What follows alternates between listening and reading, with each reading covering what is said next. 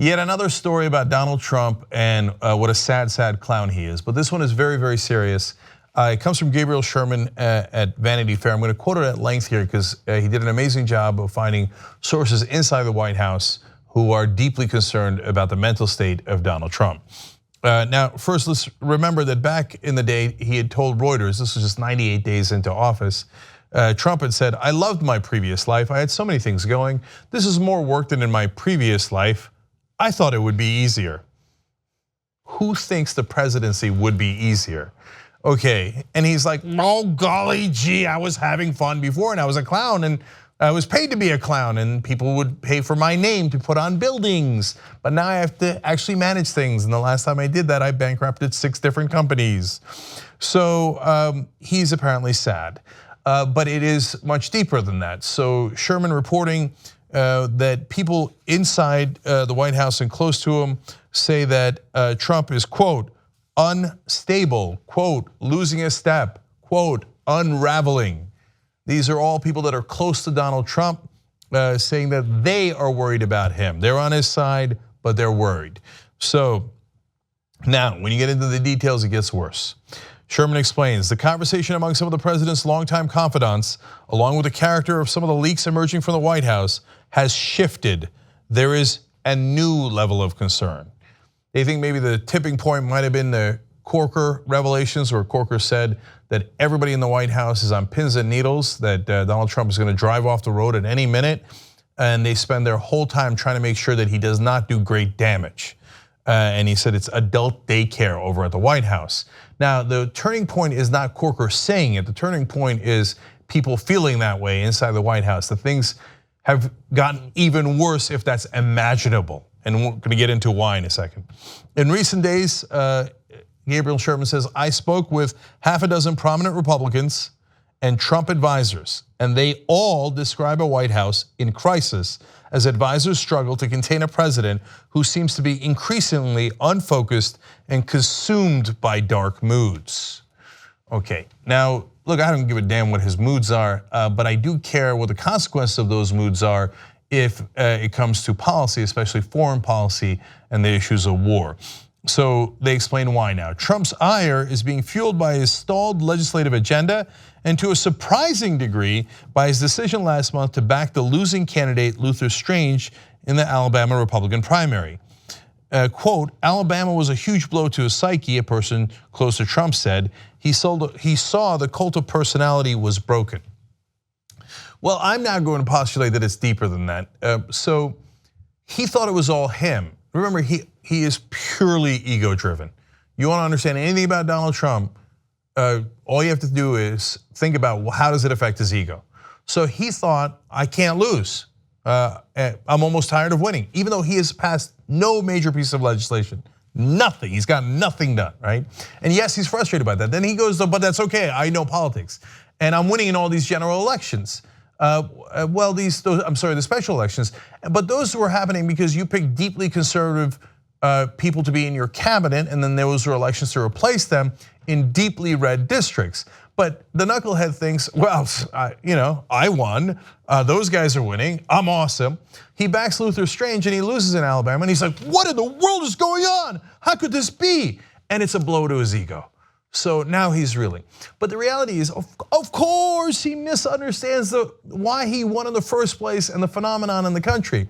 And by the way, he's not alone in that. On that, I think most of the mainstream press misunderstands it. Certainly the Democratic and Republican Party misunderstands it as well. The country's in an angry populist mood when they had only 2 choices, a person they perceived to be elitist and deeply establishment, and a fake populist. They went with the fake populist because it's better than the elites. So that was their perception. So why did Luther Strange lose in Alabama? Because Roy Moore, who is a lunatic in Alabama, but was the more populist candidate, won again. It's populism that wins, not cult of personality, certainly having nothing to do with Donald Trump. But apparently that was a huge blow to his ego, and hence why he's in a dark mood and ready to lash out. Okay, now more. One former official even speculated that Kelly, that's of course his chief of staff, John Kelly, and Secretary of Defense James Mattis have discussed what they would do in the event that Trump ordered a nuclear first strike. Quote, Would they tackle him? Now look, that's a deep constitutional crisis possibility, because the people that are closest to him, working with him every day, every hour, they think he is unstable enough, as Bob Corker said, to start World War III. So what happens if the president gives an order to launch a nuclear strike that makes no sense at all, that would kill millions of people and might cause retaliation that would kill millions of our allies and perhaps our citizens? What does the Secretary of Defense do? What does the Chief of Staff do? Do they follow the order, or do they have to step in and go, 25th Amendment, the guy's insane, we got to get the cabinet together and remove him from office? That is a real possibility, and they talk about it at the end. So let me get to that in a second. Now, even Trump's most loyal backers, Sherman explains, are sowing public doubts. This morning, the Washington Post quoted longtime Trump friend Tom Barrack saying he has been, quote, shocked and stunned by Trump's behavior. Now, I think they're being a little too kind to him, saying that he has gotten worse. I think he was always unstable. I think his IQ is unbelievably low and has always been that low. You go back to his quotes from the 1980s, 90s, 2000s, etc. He has always been painfully stupid. How do you think he took daddy's $200 million and bankrupted himself 6 different times? But I don't want to get into all the history, but I don't care as long as they get him out. If they have to pretend that something went wrong recently, great, wonderful. Get him out because they are right. The people closest to him are right. Those Republicans are right. He is a danger to the world and certainly to us. And Trump also senses that he's in a bad place, and apparently told his former chief of security, when he was a private citizen and then he actually brought the guy over for a while to the White House, quote, I hate everyone in the White House. There are a few exceptions, but I hate them. That's what he told Keith Schiller. Now, White House, of course, denies that he said that. What do you think the guys at the White House are gonna say about a quote that says, I hate all of you? Okay, they of course denied it, but that is in the Vanity Fair piece. And it's because, why? Because he's a child and he thinks, I just want it. I want to destroy Obamacare. I want to destroy everything Obama did. Oh God, we have to have a vote on it. Or why don't we kill Kim Jong-un and get rid of North Korea? Totally and utterly destroy it, like I've been saying it on TV. Well, that's hard, and that would have a lot of ramifications, and a lot of people would die, and it would hurt our allies. And as he once said, man, North Korea, I didn't know it was this complicated. Healthcare, I didn't know that was that complicated. His IQ is unbelievably low, dangerously low. Okay, 2 senior Republican officials said Chief of Staff John Kelly is miserable in his job and is remaining out of a sense of duty to keep Trump from making some sort of disastrous decision. Now, if you notice, that's not out of duty to Donald Trump, that's out of duty to the country. He's a general, and he thinks, if I leave, this child could break the planet. I can't go because I can't trust this guy to make any informed decisions, any rational decisions, if he doesn't have a babysitter. That's the state of the country right now. Even before Corker's remarks, Sherman explains, some West Wing advisors were worried that Trump's behavior could cause the cabinet to take extraordinary constitutional measures to remove him from office. What would be those measures? As I told you, the 25th Amendment. And we talked about the 25th Amendment. We had a poll about it. I'll get that back up for you in a little bit.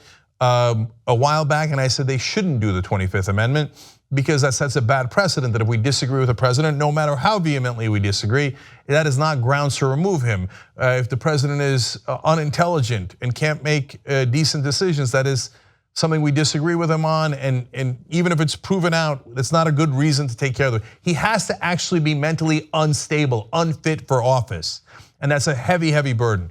Well, given the news recently, just a couple of days ago, I switched my vote on that. I think they should do the 25th Amendment. I think he is mentally unfit for office. So now, I'm not alone in thinking that. Back to the Vanity Fair. Several months ago, according to 2 sources with knowledge of the conversation, former chief strategist Steve Bannon told Trump that the risk to his presidency wasn't impeachment, but the 25th Amendment. the provision by which a majority of the cabinet can vote to remove the president. When Bannon mentioned the 25th Amendment, Trump said, "What's that?" Thereby proving our point completely. He's never read the Constitution. Are you kidding me? He uses it as a punchline. Look, if you're out there and you're a dentist and you don't know all the amendments, I hear you, brother. That's not your job. You're the president. If somebody tells you about the 25th Amendment, at least have enough sense to go, "Oh yeah, I hear you." And then when he leaves, Google it, right?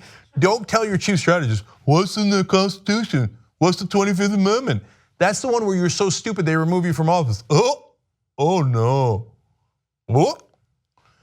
Jesus, I mean, part of it is funny, part of it is deadly serious. Like, we're asking you guys, curious what you think, tytnetwork.com/25th.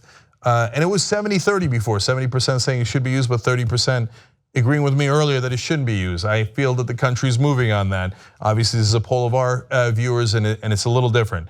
We're not saying it's a scientific poll. But if you're not worried, you're wrong. You should be worried. His chief of staff is worried. The whole White House is worried. The whole Republican caucus, according to one of their own, Bob Corker. He didn't just say it about himself. He said almost the entire Republican caucus is worried. You have a guy who is mentally unfit for office as the president of the United States, the commander in chief and the most powerful person on earth. If you're not worried, you're not paying attention. They got to get him out. He is a danger to the world. Watch the Young Turks commercial free, download it or stream it. Watch it any way you like at tytnetwork.com/join.